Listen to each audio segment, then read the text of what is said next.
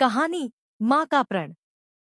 गांव के किनारे गंगा के घाट पर हर साल की तरह छठ पूजा का बड़ा आयोजन हुआ था। सबके घरों में मिठास, गीत और दीपों की रोशनी थी, पर एक घर अब तक अंधकार में डूबा था। वह घर था सीता देवी का। 3 साल हो गए थे उनके बेटे मनोज को बुखार से खोए हुए। तब से उन्होंने एक प्रण लिया था, जब तक मेरे बेटे की आत्मा को शांति न मिले, मैं छठी मैया का व्रत करती रहूंगी। हर साल वह अकेले घाट पर जाती, निर्जल उपवास रखती और डूबते सूरज को अर्घ्य देती। लोग कहते, अब छोड़ दो माँ, किसके लिए यह कठिन तप? पर वह मुस्कुरा देती।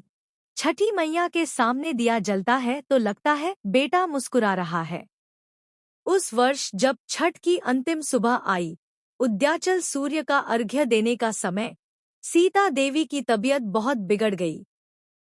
पर उन्होंने किसी की न सुनी।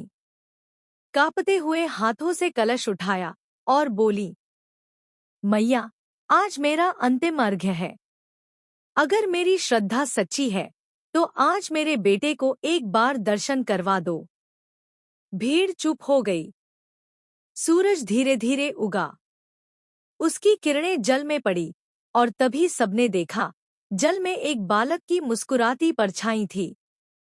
सीता देवी की आंखों में आंसू थे, पर चेहरा शांत। वह बोली, मेरा मनोज खुश है, अब मैं भी शांति से रहूंगी। अगले ही पल उन्होंने गंगा की लहरों को प्रणाम किया और धीरे से बैठ गईं, मानो उसी सूर्य की किरणों में विलीन हो गईं। लोग कहते हैं, उस दिन के बाद से जब भी छठ की सुबह होती है, गंगा की लहरों पर एक माँ की मुस्कान जरूर झलकती है, सीता देवी की मुस्कान।